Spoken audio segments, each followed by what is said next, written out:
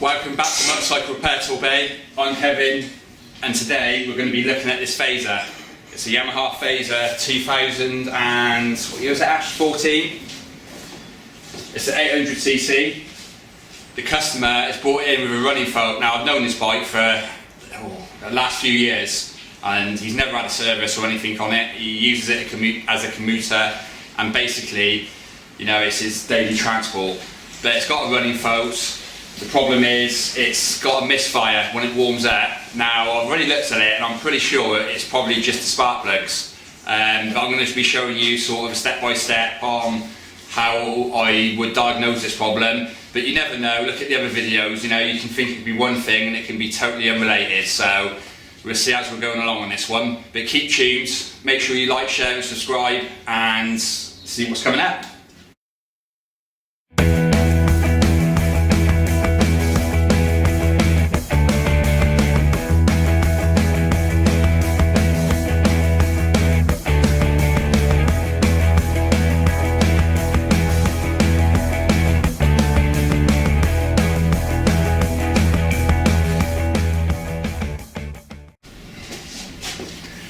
Now we're going to have to remove the radiator on this one, but I've got a funny feeling the bolts are going to be very stubborn on it.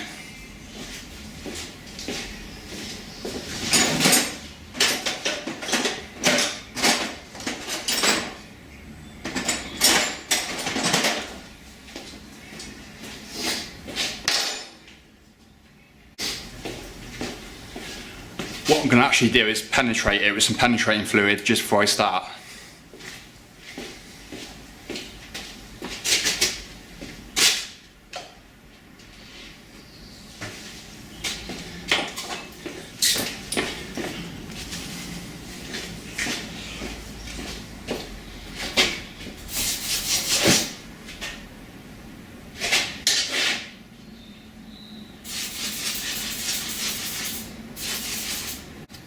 So basically there's 3 bolts. There's one at the bottom here, and there's looking like there's 2 bolted up to the top of the frame, just up there. I've soaked them in penetrating fluid. I'm going to leave it 5 minutes, and then I'm going to go ahead and try and undo them.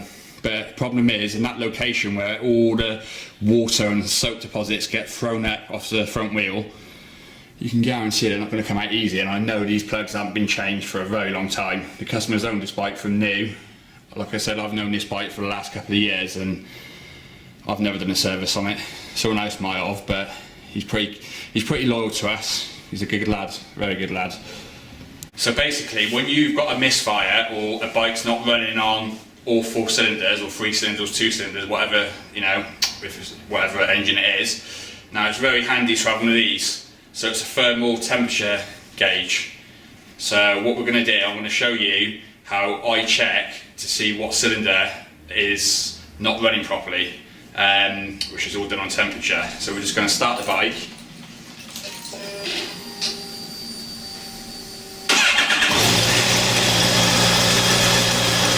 Now if we just leave it running for a little while, let it warm up, only for a few minutes, and then we can go ahead and check the temperatures of the headers of the exhaust.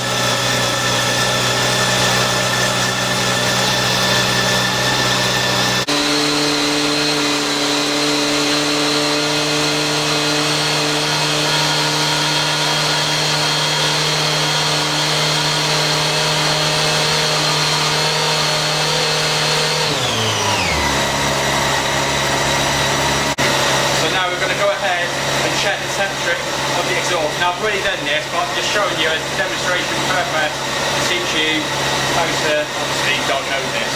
So we're going to take our gauge.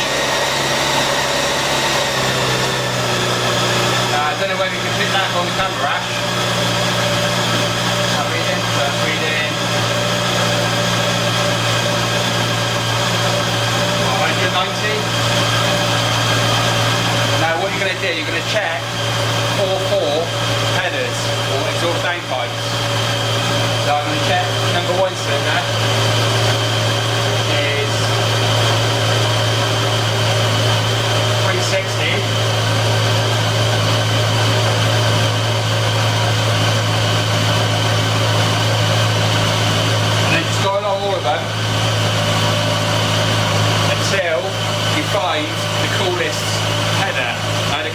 one is obviously going to be the one that you've got the problem on. Like for us, it's number 4.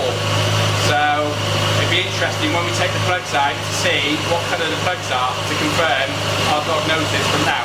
But it could also be the coil, like I said, not looked into this. We're going as we go along. I'm pretty sure it is the plugs, but like the other videos, it could be something else. So let's crack on.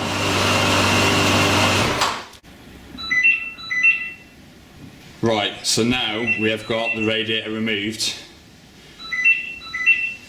I will show you what I've done, or where the fixing points are to remove it. So basically this side it slides off, and then if you go around the other side, there is, just above the tank, you have to take this panel out, which is pretty straightforward, but there's an 8mm just there, just behind the right fork. Take the 8mm out there, drop the radiator down, and then push it over to the other side, and then it drops down.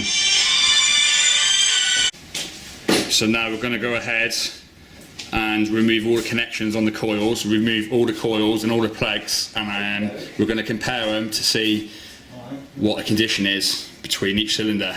Be interesting to see what number 4 looks like compared to the rest of them.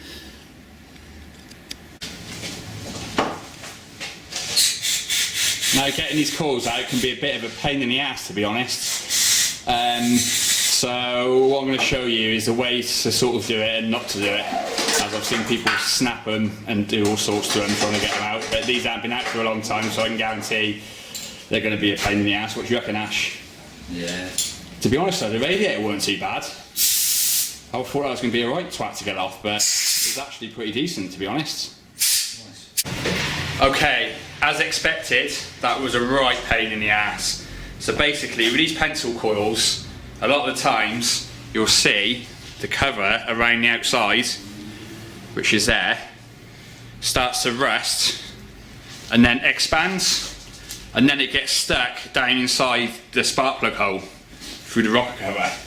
Now basically, the only way you're going to remove this when that happens is by getting a pair of pipe pliers. Let's not have this conversation again, Ash. Pipe pliers, monkey pliers, grips. But anyway, get a pair of these.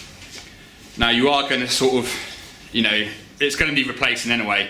So if you damage it, it's, you know, you are going to have to order one basically. But take your pipe pliers or your grips, grip the top like so, and then use some penetrating fluid down the seal and just gently move it backwards and forwards, or from side to side, and then once it starts moving you should be able to pull it up.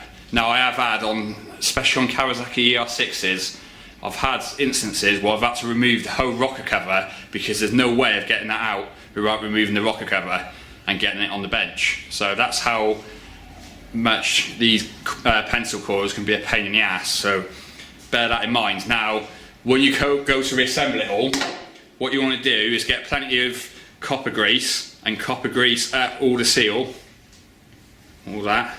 Some of them have got seal 0 as well, make sure you copper grease, but basically copper grease from there down to there, and that should stop, or how to prevent that happening to you. Now I've only got one more to remove on here. I'm just hoping that that's going to be easier, because that's on number 3 cylinder, which is a little bit more tricky to get to. If that's seized in, then I'm going to be struggling for another hour on this bike. Keep tuned, see how we get on. Okay, so that's all 4 of them removed. Now obviously inspect every single one, so we know that one there is all expanded and knackered. Now it's lucky we have actually got one in stock that we can replace that with, so that's not an issue for us. As you can see, that one's perfect, it's almost like new actually. So there's that one, so that should look, and also that one.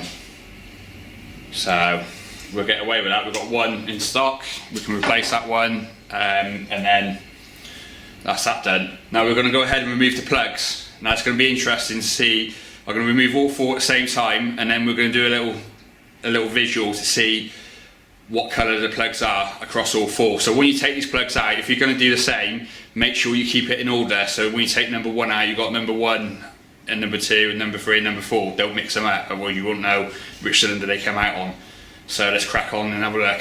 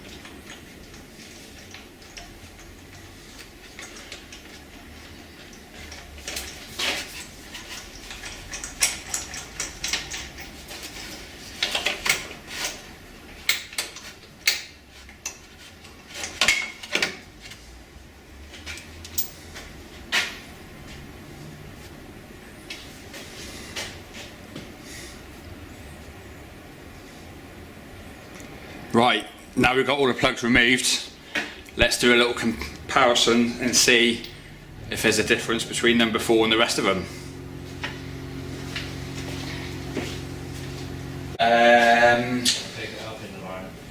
Just probably just running around and around, to be honest. Right, so now what you want now is some copper grease. Make sure you put a little bit of copper grease on the threads before you put the spark plugs in, because you don't want these seizing in. Now I know this guy, he's probably going to leave it another 3 years until he services his bike, so you really do want to make sure you do copper grease them. Don't want to get on the end of spark plugs, just do the threads. And again, we're going to drop this one in. Not drop it in, but slowly insert. Like so.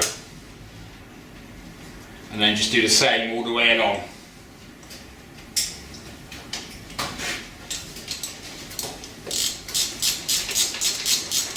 Now, if you're not doing this all the time, you want to torque these up to the correct settings.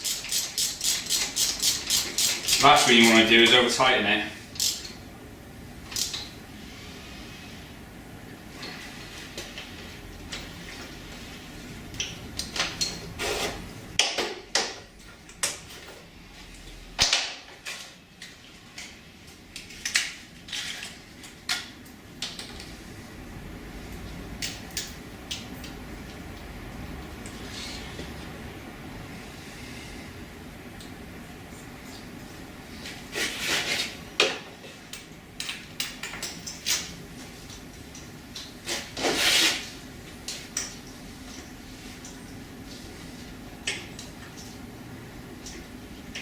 Whilst I'm doing this, I will actually point out now, if you have got one of these bikes, or you're looking to buy one of these bikes, they do have a really major common problem, which is the stator, or the alternator, which, unlike most bikes, it's actually in this side casing here.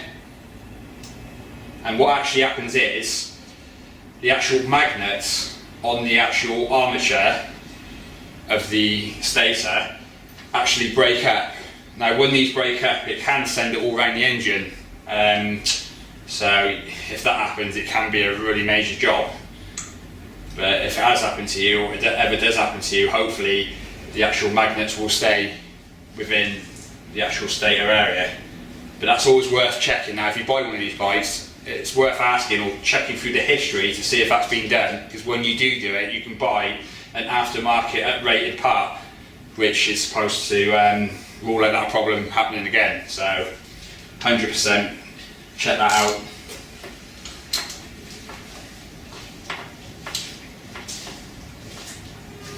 I would say it has actually happened to this bike, and we have actually sorted that problem out with an updated armature. It's not massively expensive. I think it was about 100 quid for the armature and about 120 quid for the stator. And then you want to replace the rectifier as well, which is probably another, what, 80 pounds, something like that, for an aftermarket one. Obviously a genuine part would cost you 4 times that amount.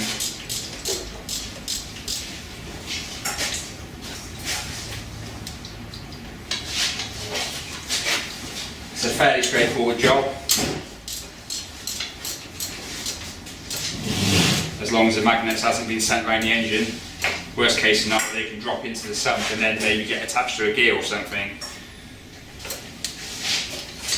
But lucky enough on this one, it was fine. So if you've got a charging issue where it doesn't charge, I would expect that to be your problem. So we have all the spark plugs removed. Now I've got them in order. So this one here is number 1, 2, 3 and 4. Now as you can see on number 4, it's had water or something get into there, as that one's rustier than the rest of them, and it is also a slightly different colour on the actual end of the spark plug. So that's telling me it's either that spark plug or the coil that's at fault.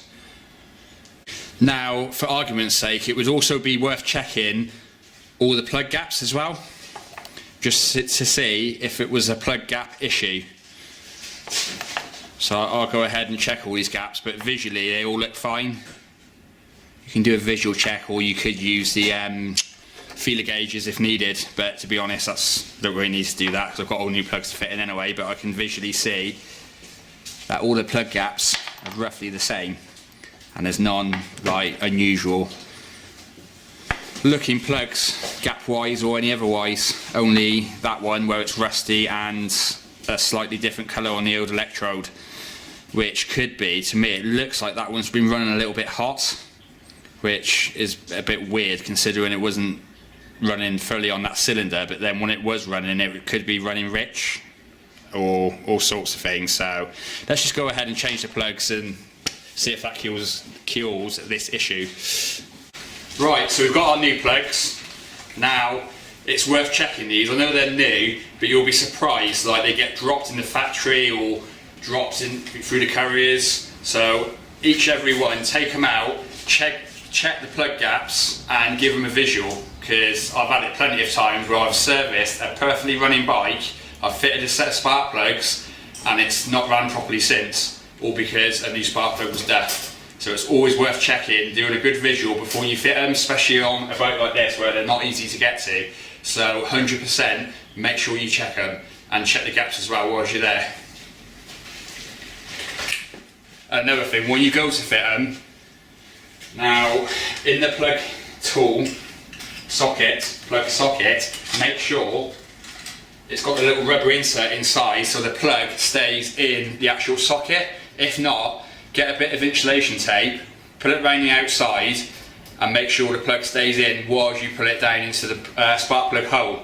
Because what a lot of people do, they drop these spark plugs down the hole, not realising what they're actually doing is changing the gap of the electrode, because obviously it's hitting the bottom of the threads, or the top of the threads to the spark plug hole. So never ever drop these down and put the tool on top. Always put them in the tool, make sure it fits, and gently put them down. Okay, so that's all the plugs installed. Now we're going to go ahead and install all the coils, including the new one on cylinder 4. Now basically I'm going to take some copper grease and I'm going to copper grease all the seals and halfway down to that next rubber which is there, look. Give all that a nice smearing with copper grease. That will protect it and definitely make it easier to get it out.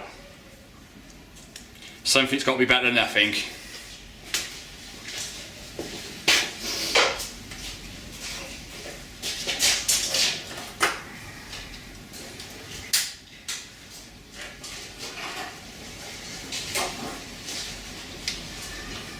Right, as you can see, we've got the bike running again.